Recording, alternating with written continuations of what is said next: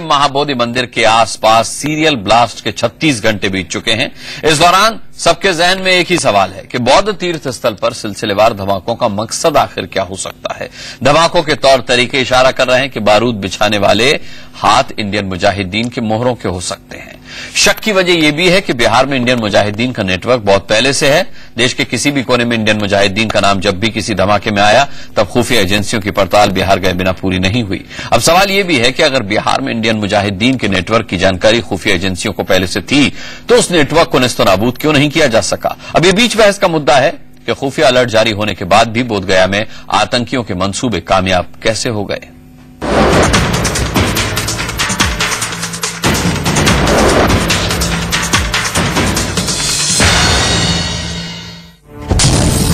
बिहार के बोधगया में किसने कराया हमला, क्यों रची गई हमले की साजिश, किसके निशाने पर था महाबोधि, इंटेलिजेंस अलर्ट के बाद आखिर क्यों हुई चूक।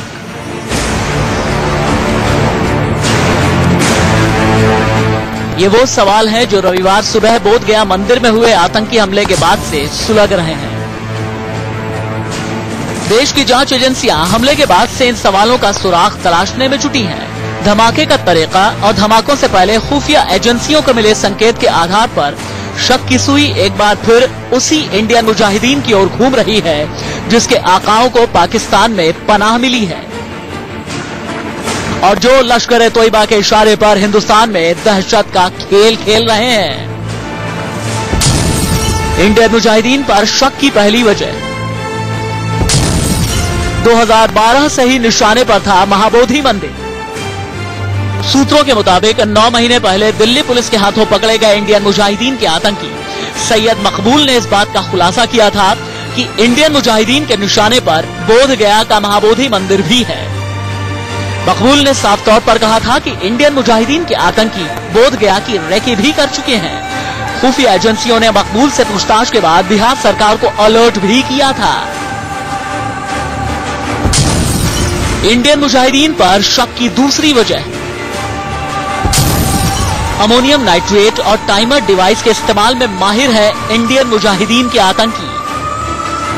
जांच एजेंसियों को महाबोधि मंदिर से जो शुरुआती सबूत मिले हैं उनसे पता चला है कि धमाकों के लिए अमोनियम नाइट्रेट, टाइमर डिवाइस और लोहे के छर्रों का इस्तेमाल किया गया। बम बनाने के बाद उन्हें 2 से 3 किलो के सिलेंडर में बांधा गया। सूत्रों का कहना है कि धमाके के लिए ऐसी चीजों का इस्तेमाल करने में इंडियन मुजाहिदीन के आतंकियों को महारत हासिल है। इंडियन मुजाहिदीन पर शक की तीसरी वजह बिहार के दरभंगा में 7 साल से सक्रिय है इंडियन मुजाहिदीन का नेटवर्क। बोधगया में हुए धमाके में इंडियन मुजाहिदीन के दरभंगा मॉड्यूल पर शक है, जिसकी खास वजह यह है कि इसी मॉड्यूल को लो इंटेंसिटी के बम बनाने की ट्रेनिंग दी गई थी। सूत्रों का कहना है कि इस मॉड्यूल में शामिल असद नाम का आतंकी 2006 में खाड़ी देश गया था, जहां उसकी मुलाकात फहीम कागजी नाम के आतंकी से कराई गई और उसी ने बोधगया के लिए खास मॉड्यूल बनाने का काम असद को सौंपा था। धमाकों के पीछे लश्कर और इंडियन मुजाहिदीन का गठजोड़ तो नहीं। म्यांमार में रोहिंग्या मुस्लिमों पर हमले का बदला लेने के लिए हुए धमाके। भारत में पहली बार कोई बौद्ध मंदिर आतंकियों के हमले का शिकार हुआ है, इसलिए खुफिया एजेंसियों की नजर इस बात की ओर भी है कि कहीं महाबोधि मंदिर में धमाकों के पीछे कोई अंतर्राष्ट्रीय साजिश तो नहीं। म्यांमार में पिछले साल रोहिंग्या मुस्लिम समुदाय और वहां के बौद्ध नागरिकों के बीच खूनी संघर्ष हुआ था। इसके बाद लश्कर तोयबा के सरगना हाफिज सईद ने म्यांमार का बदला लेने की धमकी दी थी। सईद ने म्यांमार में रोहिंग्या मुसलमानों के खिलाफ हिंसा पर भारत के खिलाफ आग उगली थी और खमियाजा भुगतने की धमकी भी दी थी। चूंकि लश्कर का इंडियन मुजाहिदीन से गठजोड़ अब जग जाहिर हो चुका है, इसलिए खुफिया एजेंसियां इन धमाकों के पीछे लश्कर की साजिश की आशंका से इनकार नहीं कर रही। अलर्ट के बाद क्यों हुई लापरवाही, सुरक्षा में फेल बिहार सरकार। अब धमाकों की साजिश किसने रची, इससे बड़ा सवाल यह है कि जब अक्टूबर 2012 में ही खुफिया एजेंसियों को खबर थी और बिहार सरकार को अलर्ट भी जारी किया गया था, उसके बावजूद आतंकी धमाके करने में कामयाब कैसे हो गए। सूबे के सीएम से जब इस बाबत सवाल किया गया तो वो जवाब को ही घुमा गए। बिहार को भी इस मामले में सक्षम बनाने के लिए एंटी टेरर स्क्वाड की बात और कई प्रकार के संगठनों को निर्मित करने के लिए हम लोगों ने स्वीकृति दे दी है और वो कर रहे हैं। लेकिन इस प्रकार की जो दक्षता होती है वो तो हर जगह विकसित की जा रही है और बिहार में भी इसको विकसित किया जा रहा है। खुफिया एजेंसियां महाबोधि मंदिर से सीसीटीवी फुटेज में सुराग खंगाल रही है और देश के नेता इस आतंकी हमले में भी सियासत चमकाने का मौका ढूंढ रहे हैं। देखिए, ये बहुत दुखद बात है कि कांग्रेस का कुनबा फूकी हुई बंदूकों और छुटे हुए कारतूसों से भारतीय जनता पार्टी पर हमला करता है। जितनी ऊर्जा और जितनी शक्ति वो भारतीय जनता पार्टी पर हमला करने में लगा रहे हैं, उसकी अगर आधी ऊर्जा और आधी शक्ति और मजबूत राष्ट्रवादी इच्छा शक्ति से वो आतंकवाद और आतंकवादियों पर हमला करते तो आज देश को ये दिन देखना ना पड़ता। म्यांमार में जो मुसलमानों के साथ जो घटनाएं हुई उसके बदले में ये सब कुछ हुआ है। क्या उनके पास कोई प्रमाण है? क्या उनके पास इन्वेस्टिगेशन रिपोर्ट आ गई है? क्यों आप इस तरह से किसी एक समूह को आप बदनाम कर रहे हैं? अगर ऐसा देखा जाए तो दूसरी तरफ ये भी कहने को लोगों के पास है कि एक दिन अमित शाह अयोध्या में जाते हैं, कहते हैं भव्य मंदिर बनेगा, जिस मंदिर के बारे में वो लोग राजनीतिक चंदा भी उगाते रहे और आर्थिक चंदा भी उगाते रहे और दंगे फसाद भी कराते रहे। उसके बाद मोदी जी वहां कहते हैं कि इसको नीतीश को सबक सिखाना है और दूसरे दिन बॉम्ब ब्लास्ट हो जाता है। तो कुछ तो लोग ये भी कहेंगे कि साहब आपका भी इसमें संबंध हो सकता है। खुफिया एजेंसियों के अलर्ट को राज्य सरकारें गंभीरता से नहीं लेती और राजनीतिक पार्टियां आतंकवाद की आग में भी सियासी रोटियां सेकने में जुट जाती हैं। ऐसे में बड़ा सवाल यह है कि देश आखिर आतंकवादी धमाकों से महफूज कैसे रहेगा। पटना में शिशिर चौबे और रवि कुमार के साथ विनायक प्रसाद, बोधगया, इंडिया न्यूज। बीच बहस में अब चर्चा को हम शुरू करेंगे और चर्चा में जो मेहमान आज हमारे साथ जुड़े हैं उनका परिचय मैं करा दूं। हमारे साथ जेडीयू से अली अनवर साहब मौजूद हैं। चर्चा में आरजेडी से डॉक्टर मनोज झा हमारे साथ हैं। रामेश्वर चौरसिया बीजेपी से हमारे साथ हैं और साथ ही मेरे साथ स्टूडियो में डिफेंस एक्सपर्ट के तौर पर ब्रिगेडियर आरबी शर्मा जी मौजूद हैं। सभी का हम बहुत बहुत स्वागत करते हैं। इस रिपोर्ट में अली अनवर साहब आपने देखा होगा कि एक तथ्य सामने रखा गया कि जब भी कभी देश भर में धमाके हुए और उसमें इंडियन मुजाहिदीन का हाथ आया तो बिना बिहार एनआईए की टीम गए जांच पूरी नहीं हो पाई। पुख्ता सबूत है कि वहां पर तमाम मॉड्यूल्स चल रहे हैं। क्या किया आपकी सरकार ने? और ये सवाल मेरा तीनों ही से है क्योंकि रामेश्वर चौरसिया साहब अभी कुछ दिन पहले तक आप भी सरकार में ही थे बिहार में और मनोज झा साहब आपकी भी सरकार रह चुकी है। सबसे पहले अली अनवर जी। अनुराग जी, ये समय तू मैं का नहीं है और अपनी राजनीति की रोटी सेकने का नहीं है। बहुत मौके आएंगे, हमारे विरोधी निपट सकते हैं, उनसे भी हम निपट सकते हैं। आमतौर पर इस तरह की जो चीजें घटना होती हैं वो अशांति फैलाने के लिए, सनसनी फैलाने के लिए होती हैं।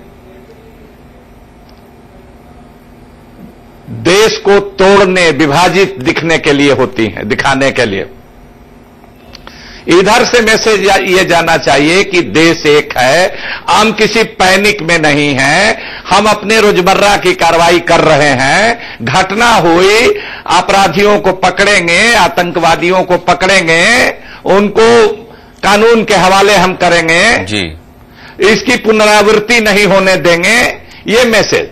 लेकिन जो लोग बंद करा रहे हैं, कोई मगध बंद कर रहा है, कोई गया बंद करा रहा है, तो ये लोग तो आतंकवादियों की मदद कर रहे हैं। जनता में और पैनिक फैलाना चाहते हैं। रोजमर्रे के काम ये करना, जब बंद होता है, कम्युनिकेशन नहीं होता है तो और अफवाह फैलती है। तो अब इसी से समझ लीजिए कि बीजेपी का रास्ता, आरजेडी का रास्ता तो एक ही तरफ जा रहा है। कल तक एक ही रास्ते पर थे आप भी बीजेपी के साथ, कल तक उसी रास्ते पर आप भी थे। जनता समझ रही है। रामेश्वर चौरसिया जी जवाब देना चाहेंगे इसका? यही देख लीजिए, ये मैं जवाब देंगे।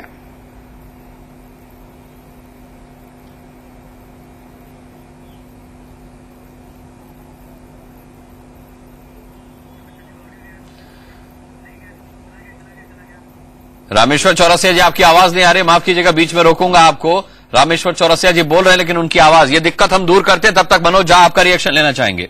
जी बोलिए। जी अनुराग जी, सर्वप्रथम तो मैं समझता हूं कि आपके प्रश्न में आपने दरभंगा मधुबनी मॉड्यूल ये कहा जाता है। हम और हमारी पार्टी लगातार इस मॉड्यूल शब्द से आपत्ति दर्ज कराती रही।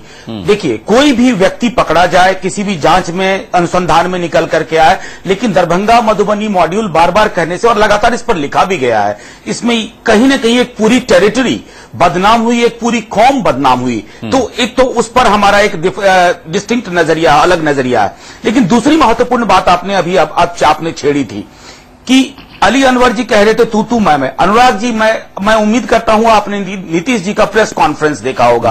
आज पहली बार मुझे लगा कि इतने बड़े झटके के बाद एक स्मॉग के साथ, एक खिसियानी बनावटी हंसी के साथ वो चुटकुले बांट रहे थे, और उन्होंने यहां तक बात कह दी कि राजग और भाजपा में समझौता। हम दोनों वैचारिक रूप से भिन्न दल हैं, राजनीति हम नहीं की। हमारे दल ने लगातार कल कहा कि जिस प्रकार का सहयोग चाहिए वो करेंगे, लेकिन आज वो बॉम्ब ब्लास्ट पे प्रेस कॉन्फ्रेंस कर रहे थे, और उसमें राजनीतिक तू मैं का जो पतन उन्होंने दिखाया, वो मैं समझता हूं कि ये उचित नहीं है। आज बॉम्ब ब्लास्ट के बाद बिहार में ये जवाबदेही की जरूरत थी कि अगर अक्टूबर नवंबर में था अलर्ट, तो उस अलर्ट पे सरकार क्यों संवेदन शून्य रही, क्यों संवेदनहीनता इस हादसे के रूप में जन्म ले बैठी। और इन सब चीजों के जवाब देने के बिना उन्होंने मामले को पूरा का पूरा एक राजनीतिक रंग देने की चेष्टा की है। तीसरी चीज जो सबसे महत्वपूर्ण बात निकल करके आ रही है कि ये इनकी जो छद्म लड़ाई है भाजपा और जदयू की, इसकी वजह से बिहार को इस तरह की कई चीजें देखनी पड़ सकती हैं, क्योंकि दोनों एक दूसरे के काफी राजदार हैं। ऐसा बिला वजह नहीं हो रहा कि अचानक में इनकी भाषा एक दूसरे के बारे में जो बदल रही है, उसके पीछे भी भाजपा नीति ही एक राजनीति है। लेकिन हम इन 2 दिनों में इस पर चर्चा नहीं करना चाहते थे। हम अपने मुख्यमंत्री से उम्मीद करते थे कि वो बताएंगे कि सुरक्षा की चूक के लिए जो लोग जिम्मेवार हैं उनकी जिम्मेवारी फिक्स की जाएगी। वो कुछ नहीं हुआ। ये वही पुलिस के आला अधिकारी थे जिनके सामने में ब्रह्मेश्वर मुखिया की हत्या के बाद पटना में तांडव हुआ, और ये मुख्यमंत्री भागलपुर में बैठ करके आंख बंद किए रहे। कब तक आखिर इस तरह की चीजों पर इस तरह का एक मैसेज देंगे बिहार को? आज आम बिहारी परेशान है, उसको लगता है कि किस तरह की सरकार है ये। चलिए, रामेश्वर चौरसिया जी के साथ शायद दिक्कत अभी तक दूर नहीं हुई है, मैं उनका रिएक्शन आगे लूंगा। लेकिन अली अनवर जी, जिस तरीके से डॉक्टर मनोज झा सवाल उठा रहे हैं, आपको नहीं लगता कि प्रत्यक्ष तौर पर ना सही लेकिन इस तरह की तू मैं करके और राजनीति करके आतंकियों को राजनीतिक पार्टियां भी शेल्टर दे रही हैं, एक तरीके से अप्रत्यक्ष रूप से सपोर्ट कर रही हैं? हमने यही कहा, यही बात कहा जरूर, लेकिन शुरू भी किया कि हमारे मुख्यमंत्री वहां गए हैं। सुन लीजिए, नहीं, बिल्कुल नहीं शुरू किया। इन लोगों ने, बीजेपी के लोगों ने शुरू किया, और फिर आरजेडी उसमें जाकर के मिल गई है। हमारे मुख्यमंत्री जा रहे हैं, घटना हुई है, आज का प्रेस 8 बजे वो निकल जाते हैं, 6 बजे। अली अनवर भाई, आपने प्रेस कॉन्फ्रेंस देखा है कि नहीं? मुख्यमंत्री सुन लीजिए, उसके पर झा जी सुन लीजिए, देखा है झा जी, हम कह रहे हैं कि ये पहला मौका है देश में कि आप बंद का आह्वान कर रहे हैं ऐसे समय में। ये शर्मनाक स्थिति है। इसको फिर से तो आप तो बहुत पहला मौका है जब मुख्यमंत्री लालू जी को और उनकी पार्टी को, मुख्यमंत्री हादसे के अगले दिन नहीं बैठ करके चुटकुला शेयर कर रहे हैं पत्रकारों के साथ। ये चुटकुला शेयर करने का वक्त नहीं था। झा जी, नहीं झा जी, आप उसके पहले बंद आयोजित किए हैं। बंद आयोजित बहुत जगह गंभीर हुआ है, चुटकुला नहीं बांटने का वक्त हुआ, और फूहड़ता की बात नहीं हुई थी। अरे भाई, हम जिम्मेवारी फिक्सेशन का वक्त था। देखिए अनुराग जी, इनको कहिए चुप रहे। हम बोल रहे तो झा जी चुप रही है, आप बोल रहे तो मैं तो चुप था। बोलिए, कहिए तो मैं चुप हो जाता हूं, आप ही पहले बोल लीजिए। मैं ये कह रहा हूं अनुराग जी, हम अनुराग जी ये कह रहे हैं कि ये शायद पहला मौका है कि इस तरह का ब्लास्ट हुआ हो। देश में कई जगह ब्लास्ट हुए हैं, दिल्ली से लेकर बंबई से लेकर बंगलुरु से लेकर के हैदराबाद से लेकर के बनारस से लेकर के कहां नहीं हुआ। लेकिन ये बंद आयोजित करने वाली बात और वो भी बीजेपी के साथ आरजेडी मिल जाती है, तो ये तो बात समझ में आती है कि इनका कनेक्शन बन गया है। तो आने वाले दिनों में ये और भी खुलेगा। तो जी ठीक है, चले रामेश्वर चौरसिया जी बहुत देर से जी उनका सामने है। चले मैं आऊंगा अली अनवर जी, मनोज आपके पास आऊंगा। रामेश्वर चौरसिया जी का हौसला बढ़ाने का, सीधे अली अनवर साहब ने उंगली उठाई है बीजेपी की तरफ बढ़ाने का मौका था कि ये इस वक्त जो है बंद का आयोजन जो आपने किया है ये पूरी तरह से एक तरह वो उन्होंने साफ कहा है कि आप आतंकवादियों को सपोर्ट कर रहे हैं, उनके हौसले बढ़ा रहे हैं।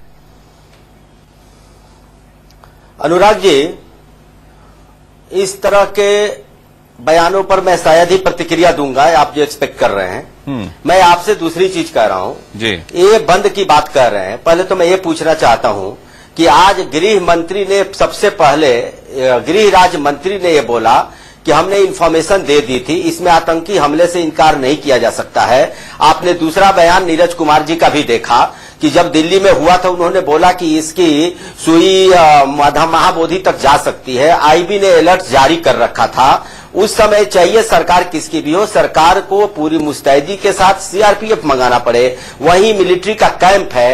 ये देश के सुरक्षा का सवाल है। और महाबोधि में अनुराग जी ये मत भूलिए, ये तू मैं की जो बात करते हैं खुद भी करते हैं और खुद भी बोलते हैं। मैं एक दूसरी बड़ी बात कह रहा हूं, 22 देशों के प्रतिनिधि यहां आते हैं, इतना इसका महत्व है। शांति के दूत यहां से भेजे जाते हैं, 3-4 देशों की फ्लाइट खुद गया में आती है। इतने बड़े महत्व के स्तर को इतने हल्के से लिया, वहां पेपरों में निकल चुका है, गृह मंत्रालय बोल रहा है। लेकिन कल नीतीश कुमार सुरक्षा में चूक की बात मान चुके हैं रामेश्वर जी, कल सुरक्षा में चूक की बात सरकार मान चुकी है। अनुराग जी फिर, और अनुराग एक मिनट, मैं ज्यादा बात नहीं करता इस पे।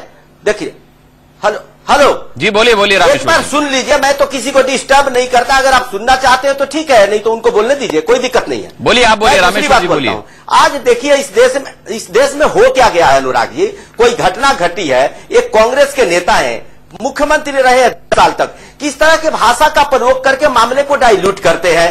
कोई घटना देखिए हो क्या रहा है ना, ये लोग हर घटना को वोट बैंक से और मजहब से और कास्ट से जोड़ करके देखते हैं। ये बड़ा दुर्भाग्यपूर्ण है इस देश के लिए। अगर मैं एक आपको उदाहरण बता रहा हूं, अगर आतंकवादी पहले मार दिया जाता है तो ये सवाल उठा देते हैं जैसे बटला हाउस में कि ये फर्जी था। लेकिन अगर पार्लियामेंट अटैक के पहले अफजल गुरु को मार दिया गया तो मैं कह सकता हूं कि वहां भी ये मामला उठता कि ये फर्जी था। लेकिन आप घटना का इंतजार क्यों किया जाता है? अरे घटना घटने के पहले सरकार को इंफॉर्मेशन है, अगर रोक दे तो बहादुरी होती है। कल तक तो आप भी सरकार में थे रामेश्वर चौरसिया जी, कल तक आप भी सरकार में थे, कल तक आप भी सरकार में थे, उंगली आपकी तरफ भी उठ गई। एक सरकार का नहीं है अनुराग जी, जिस 15 दिन पहले पार्लियामेंट पर अटैक हुआ तो यही सरकार में थे। पार्लियामेंट पर भी अटैक हुआ, इन्हीं के नवंबर का इनपुट है। हाँ, हम ही सरकार में थे, हम कह रहे वो अभी बात, आप भी सरकार में थे। अरे आप तो देखिए क्या होता है, यही तू मैं से तो इस देश में आतंकवाद से लड़ने के लिए जो सरकार पावर चाहिए वो नहीं है। अरे मनोज जी आप सुन लीजिए, आप तो अच्छे प्रोफेसर हैं, सुनने का धीरज रखिए मनोज जी। ज्यादा तेज आवाज में स्टूडियो से बोल देने से आवाज जनता नहीं पास। ठीक है, आरबी शर्मा जी भी हमारे साथ हैं। सुनिए, ब्रिगेडियर आरबी शर्मा जी भी हमारे साथ हैं डिफेंस एक्सपर्ट के तौर पर, उनसे भी मैं एक सवाल पूछना चाहूंगा। आरबी शर्मा जी, इतने तमाम इनपुट्स के बाद भी धमाके हो जाते हैं, एक नहीं 9 धमाके हो जाते हैं, फिर जांच में यह पता चलता है कि उमस की वजह से अमोनियम नाइट्रेट इतने ज्यादा असरदार नहीं रही, इसलिए लो इंटेंसिटी ब्लास्ट हुए, जो हाई इंटेंसिटी ब्लास्ट होने थे। ज्यादा जानमाल का नुकसान इसलिए नहीं हुआ क्योंकि आतंकवादियों ने पीएम की जगह एएम टाइमर में सेट किया हुआ था, इस बदौलत लोग बचे हैं। सुरक्षा में चूक की बात सरकार मान चुकी है, लेकिन क्या इतने इनपुट के बाद भी धमाके हो जाना, इसको आप क्या मानी? क्या धमाके रोके नहीं जा सकते थे? ये आप देख रहे हैं, यही कारण है कि अभी आपने विभिन्न पॉलिटिकल पार्टी दलों के लोग बुला रखे हैं। कोई सीरियस विचार विमर्श हुआ है? कोई नहीं होता। इनको अपने अपने दल की नीति और अपनी अपनी रोटी सेकने की लगी है। और क्योंकि कर्णधार ये है, इसलिए जितना सिक्योरिटी स्टाफ है विशेषकर स्टेट्स का, वो तो वही नीति अपनाता है जो उनके मालिकान बताते हैं। अन्यथा कोई कारण नहीं हो सकता कि 8 महीने हो गए हैं इस अलर्ट को और एक सक्षम अलर्ट हुआ है और इसके बारे में हमने बहुत कदम नहीं उठाए। और ये अभी कहना है कि क्योंकि वहां ये अलर्ट, ये अपना ब्लास्ट ठीक से नहीं हुआ, उन्होंने AM PM लगा लिया, ये सब कारण मिलेंगे। लेकिन मुख्य कारण तो ये ढूंढना है कि हमारी सिक्योरिटी फोर्सेस कर क्या रही थी, और वहां पर अगर कोई कमांड कंट्रोल सिस्टम है, चाहे जिस पार्टी का भी हो, आज आपके पूरे 30 मिनट ये इसी बात में लगा देंगे कि कहाँ क्या हुआ और कहाँ क्यों नहीं हुआ, और वो बंद क्यों करा रहे हैं और वो क्यों करा रहे हैं, और आप देखेंगे कि पूरे का पूरा प्रोग्राम जो आपका लक्ष्य है उसकी तरफ जाने वाला नहीं है। इस प्रकार की जब तक सीरियसनेस, गंभीरता इसमें जब तक नहीं आएगी, बड़ा दुर्भाग्य है कि जिनको गंभीर होना है वो एक दूसरे पर आरोप रहे हैं, और इस वजह से मामले की गंभीरता हल्की पड़ रही है, और गंभीर मसला जो है उसका समाधान कहीं न कहीं नहीं मिल पा रहा है। समय की कमी है। मैं सभी का बहुत बहुत धन्यवाद करना चाहूंगा। अली अनवर जी, डॉक्टर मनोज झा, रामेश्वर चौरसिया और ब्रिगेडियर RV शर्मा जी, इस चर्चा में शामिल होने के लिए आपका बहुत बहुत धन्यवाद।